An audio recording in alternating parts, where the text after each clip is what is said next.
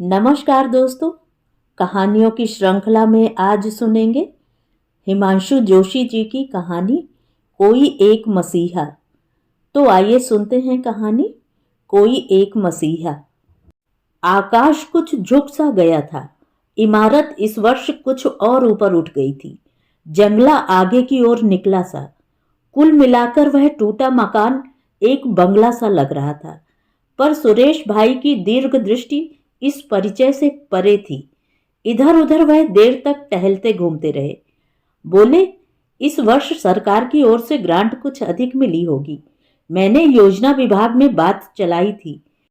लगता है आगे अब कठिनाइयां नहीं रहेंगी। जी हाँ, लाभूबेन ने उनकी ओर बाल सुलभ जिज्ञासा से देखा। ग्रांट के अलावा सरकार ने कुछ बहनों को बुनाई ट्रेनिंग के लिए भी वजीफा देना स्वीकार किया है। सब आपकी दया है सुरेश भाई। आप न होते तो यह शिविर कब का टूट गया होता। कृतज्ञता से लाभूबेन की पलकें झुक आईं। अब कुल कितनी बहनें हैं यहाँ? सुरेश भाई ने फिर पूछा। कुल 32 हैं। संख्या शायद और बढ़ जाएगी। रंगाई विभाग का काम शुरू हो गया तो यह सेंटर तरक्की करेगा। लाभूबेन कह ही रही थी कि सुरेश भाई ने फिर उत्सुकता से पूछा, क्या कुछ नई लड़कियां नहीं आई इस वर्ष? उन्हें प्रोत्साहन देना चाहिए। आगे उन्हीं के बलबूते पर यह केंद्र चलने वाला है। यह क्यों भूल जाती हो? लाभूबेन अब कुछ और समीप थी। कोशिश कर रही हूं, पर जरा मुश्किल सा है। आजकल की लड़कियों का ध्यान आश्रम की ओर उतना नहीं जितना। सुरेश भाई कुछ आगे मुड़े। लाभूबेन एक एक कर उन्हें हर विभाग का निरीक्षण करवाती जा रही थी। इस वर्ष अंबर चरखों की संख्या में वृद्धि थी। सिलाई विभाग में भी नई मशीनें। लाभूबेन को लगता था सब उनकी ही कृपा का परिणाम है। अतः इस कृतज्ञता के लिए वह पानी की तरह बिछ जाना चाहती थी। वे अब मेन गेट पर खड़े थे। आश्रम की सारी सदस्याएं दम साधे अपने कार्य में संलग्न थीं। मानो बच्चों की शाला में आज डिप्टी साहब का मुआयना हो रहा हो। व्यवस्था तो ठीक लगी ना? लाभूबेन ने जैसे परीक्षा का परिणाम पूछा। हाँ, बुझे भाव से सुरेश भाई बोले। ये मनहूस चेहरे कहाँ से भर लिए? सब भिखारिनों जैसी लगती हैं। लाभूबेन को इस प्रकार की प्रतिक्रिया की आशा नहीं थी। बात को संभालती हुई बोली, कुछ बेचारी विधवाएं हैं सुरेश भाई, रोज घर पर आकर रोती थीं। रोजी रोटी के लिए कुछ तो चाहिए। कुछ रुक कर बोली, सुरेश भाई, आप लोगों के राज में यह कैसा हो रहा है? सुबह से शाम तक काम करने पर भी 2 वक्त की रोटी नहीं। लाभूबेन कहती कहती रुक गईं, शायद सुरेश भाई की आकृति पर उतरते झलकते भावों के कारण। सामने क्यारियों में कुछ फूल थे और उनके पीछे फलों के पौधे, जिन्हें आश्रम की सदस्यों ने अपने हाथों से उगाया था। लाभूबेन उन्हें डेरे की तरफ ले चलती हैं। चाय का समय हो गया है। सुरेश भाई हजारों मील की यात्रा कर इन केंद्रों का निरीक्षण करने आए हैं। थके हैं, उन्हें आराम करना चाहिए। कल या परसों फिर अगली यात्रा और वहां से फिर अगली। चाय की व्यवस्था वह पहले ही कराई थी। उन्होंने समय के हिसाब से स्वयं अनुमान लगा लिया था कि अब चाय खोलकर पॉट में उड़ेल दी गई होगी। अतः उनके कदम तेजी से बढ़ने लगे। वह लड़की इस बार दिखाई नहीं दे रही लाभूबेन? क्या आश्रम छोड़कर चली गई? कौन? लक्ष्मी की बात कर रहे हैं ना? हाँ, लक्ष्मी जैसा था कुछ नाम। उस हरिजन कन्या में बहुत गुण थे। उसने हमारी बहुत सेवा की थी। उसे तरक्की मिलनी चाहिए थी। एमएलए साहब ने उसे शहर में कोई अच्छी सी नौकरी दिला दी है। अब उन्हीं की देखरेख में कुछ ट्रेनिंग भी ले रही है। लाभूबेन ने सहज भाव से कहा, एमएलए साहब उससे बहुत खुश हैं। अपनी बेटी की तरह मानते हैं और दिन रात अपने ही साथ रखते हैं। यही कोई अच्छा सा काम दिलवा देती। तुम में यही तो समझ नहीं लाभूबेन। हम उसका यहीं पर अच्छा फ्यूचर बनवा देते। पश्चाताप और खींच के साथ सुरेश भाई कह रहे थे और अपराधिनी की तरह लाभूबेन सुन रही थी। उन्हें लग रहा था सुरेश भाई ठीक ही तो कहते हैं। लक्ष्मी को यही तरक्की देनी चाहिए थी। उसका अच्छा फ्यूचर यहीं बनना चाहिए था। सुरेश भाई की बड़ी पहुंच है दिल्ली तक। वे किसी का भी फ्यूचर बनाकर कृतार्थ कर सकते हैं। कमरे में चाय के बर्तन सजे थे। सुरेश भाई की मंडली में कुछ और लोग भी थे, उनको भी बुलवाया गया। चाय पीने पिलाने की रस्म शुरू हुई। लाभूबेन एक कोने में बैठी जैसे निरीक्षण कर रही हूं। इस समय उन्हें पूछने का प्रश्न न था, सब नाश्ते की प्लेटों पर टूट पड़े थे। आश्रम की अच्छी कन्याओं को चाय पिलाने का भार सौंपा गया था। 2-3 स्थानीय सज्जन भी सुशोभित थे। पॉलिटिक्स और आगामी आम चुनाव के लिए संभावित सदस्यों के टिकटों पर विचार विमर्श कर रहे थे। सुरेश भाई का ध्यान शायद उन बातों पर न था, क्योंकि उनकी डिप्टी मिनिस्टरशिप प्रायः निश्चित हो चुकी थी। इसलिए वह चाय पिलाने वाली लड़की को ध्यान से देख रहे थे। धीरे धीरे सब चले गए। जब कुछ एकांत हुआ तो लाभूबेन उनके पास आई। विनीत शब्दों में पूछा, सुरेश भाई, शाम को क्या लेंगे? जो खिला दोगी। लाभूबेन जैसे कृतकृत हो उठी। भोजन तो संध्या को नहीं लेते ना? हाँ, चल तो अभी तक वैसा ही रहा है। लाभूबेन मुस्कुराई। तो आज भी शबरी के बेर चखेंगे ना? सुरेश भाई कुछ न कहकर हंस भर दिए। देश में अन्न की कमी के कारण इधर अरसे से सुरेश भाई ने शाम को फलाहार ही ग्रहण करने की प्रतिज्ञा की है। शाम को आश्रम की प्रार्थना हुई। बहनों ने भजन सुनाए। आश्रम में हाल ही में आई एक बहन ने मीरा के भजनों के साथ साथ लोक नृत्य का प्रदर्शन भी किया। सुरेश भाई ने जिसकी बहुत प्रशंसा की। अपने प्रवचन में उन्होंने उसका जिक्र किया और अंत में कहा, कन्याओं को सती सीता, सावित्री तथा मीरा आदि अमर नारियों से प्रेरणा लेनी चाहिए और अपनी लोक कला की हर कीमत पर रक्षा करनी चाहिए।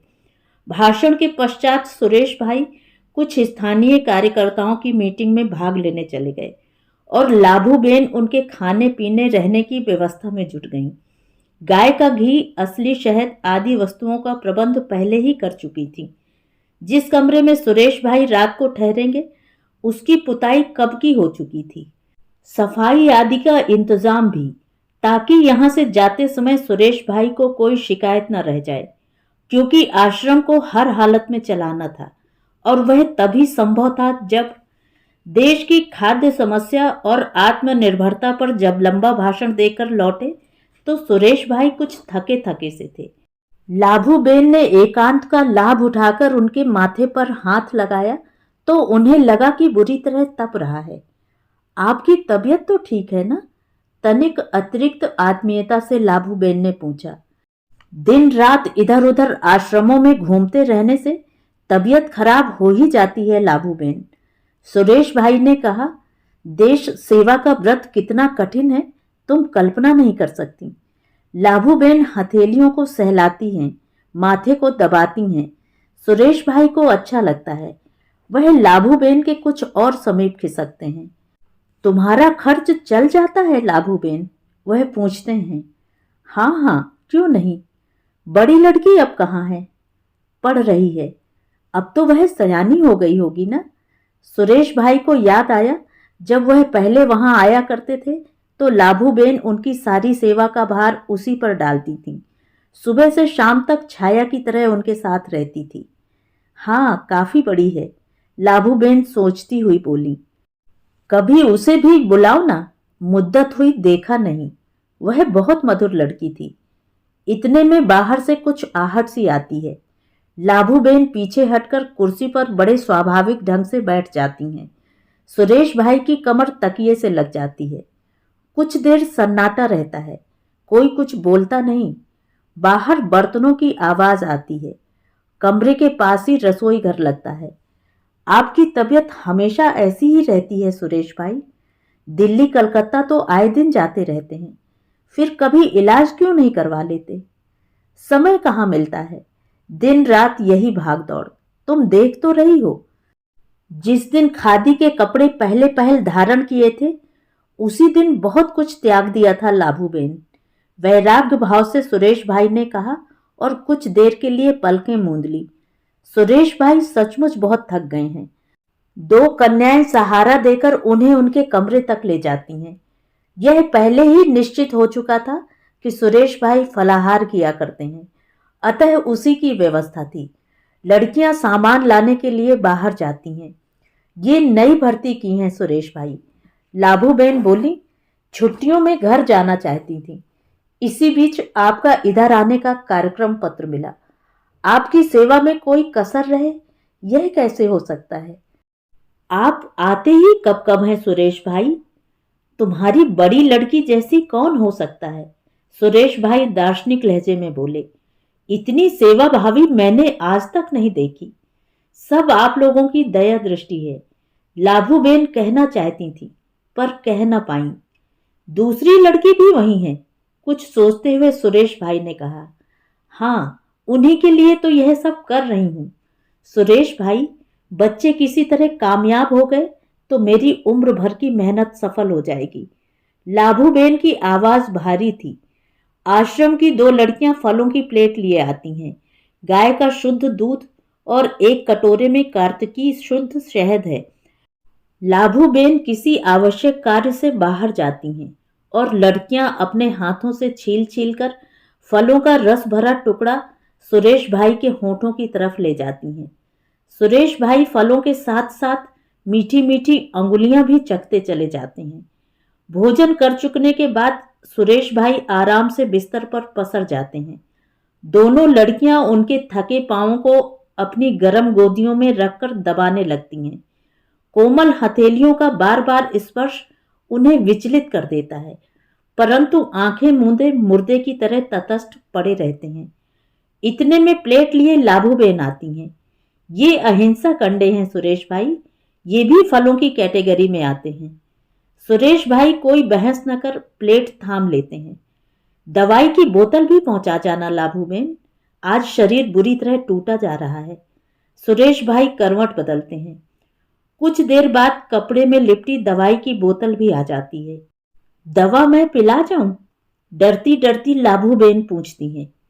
तुम क्यों कष्ट उठाती हो? सुरेश भाई न बोलना चाहकर भी बोल रहे थे। ये दोनों बहनें यही तो हैं, पिला देंगी। अब तुम सो जाओ लाभूबेन, दिन भर की थकी होगी। लाभूबेन जाने लगती हैं तो सुरेश भाई आवाज देकर बुलाते हैं। हमारे सभी साथियों की ठीक ठीक व्यवस्था करवा देना, उन्हें शिकायत नहीं होनी चाहिए। जी हाँ, कहती हुई लाभूबेन चली जाती हैं। दोनों लड़कियां अब तक उसी मौन मंथर भाव से पांव को दबाती चली जा रही थीं।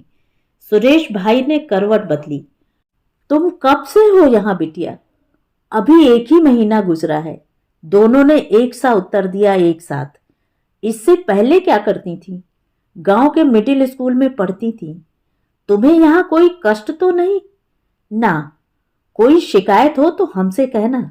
अच्छा जी। तुम्हारी उम्र क्या है? कुछ सोचते हुए एक से पूछते हैं। 17। और तुम्हारी? इस चैत में 15 पूरे होंगे। सुरेश भाई अब बिस्तरे पर ही बैठ गए हैं। तुम्हें नींद लग रही हो तो तुम सो जाओ, वह बड़ी लड़की से कहते हैं। जी नहीं, अरे हम कहते हैं सो जाओ। जब इसे नींद लगने लगेगी यह भी जाकर सो जाएगी। वह बहस नहीं करती, सहमति सी चली जाती है। बाहर से हवा आ रही है। सुरेश भाई अपना दुखता सिर दबाते हैं। वह दरवाजा बंद कर देती है और उसी तरह फिर पांव दबाने लगती है। तुम्हारा नाम क्या है बिटिया? सावित्री। नाम तो बहुत अच्छा है। छोटों को बड़ों की सेवा करनी चाहिए। पाठशाला में यह तो तुम्हें पढ़ाया गया होगा ना? जी हाँ, बड़ों की सेवा करने से पुण्य मिलता है। यह और वह दोनों जन्म सफल होते हैं। गीता महाभारत में पढ़ा होगा ना? जी हाँ। सुरेश भाई के पांव में आज बड़ा दर्द है, इसलिए वह ऊपर तक पांव दबाने को कहते हैं। तुमने आगे क्यों नहीं पढ़ा? सुरेश भाई बड़ी आत्मीयता से पूछते हैं। जी, घर की हालत ठीक नहीं थी। सुरेश भाई को दुख होता है। गांधी जी की जीवनी पढ़ा करो, सुरेश भाई प्रवचन के से स्वर में कहते हैं। उससे सत्य की खोज में सहायता मिलती है। हम सब लोग सत्य की उसी खोज में अब तक लगे हैं। विनोबा जी ने तो देखो अपना जीवन समर्पित कर दिया। सावित्री की समझ में अधिक नहीं आता, वह केवल सिर हिलाती रहती है। हाँ जी। जरा दवा पिला दो बिटिया। सावित्री कपड़े से ढकी दवा की बोतल निकालती है, गिलास में उड़ेल कर पिलाने लगती है। तो सुरेश भाई कहते हैं, तुम भी पियो ना, यह ताकत की दवा है, दोनों साथ साथ पिएंगे। दवा की पहली घूंट सावित्री के गले को आग की लकीर की तरह छीलती पार हो जाती है। वह मुंह बिचकाकर अचरज से देखती है। सुरेश भाई जोर से हंस पड़ते हैं। सावित्री अब कुछ और पास थी, उसका सिर घूम रहा था। अब उसे सुरेश भाई जैसे बड़े आदमियों से भय नहीं लग रहा था। सुरेश भाई की तरह तकिए के सहारे अब वह लेटी थी। सुरेश भाई उसके पांव के पास बैठे उन्हें दबा रहे थे। दवा की रीति बोतल पलंग के नीचे गिरी थी। सुबह सुरेश भाई की पलकें खुलती हैं तो बड़ा अच्छा लगता है उन्हें। लाभू बहन स्वयं चाय लाई थी, मुस्कुरा रही थी। उसी तरह अकारण सुरेश भाई भी मुस्कुरा रहे थे। उनकी आंखों में अभी तक शरारत थी। खादी के शुभ्र वस्त्र धारण किए सुरेश भाई प्रार्थना के लिए जाने लगे तो सावित्री सीढ़ियों के पास मुंह धो रही थी। उसका चेहरा उतरा हुआ था। सुरेश भाई का आज का प्रार्थना प्रवचन बहुत लंबा नहीं चला। उन्हें आज दूसरे केंद्र का निरीक्षण करना है, लगभग 40 मील की यात्रा। आश्रम की सभी बहनों ने चलते समय सुरेश भाई की आरती उतारी और फूलों की सुगंधित मालाओं से उन्हें सुशोभित किया। वह जीप में बैठने वाले थे कि उन्होंने पास खड़ी सावित्री के कंधों को थपथपाया, लाभू बेन की ओर देखा। बड़ी सेवा भावी बिटिया है यह। लाभू बेन, इसे खादी की एक धोती हमारी तरफ से पुरस्कार में दे देना। सब आपकी दया है सुरेश भाई, लाभू बेन बोली। आपकी सेवा का सौभाग्य कब कब किसको मिल पाता है। तो ये थी कहानी। कहानी आपको कैसी लगी कमेंट करके ज़रूर बताएं।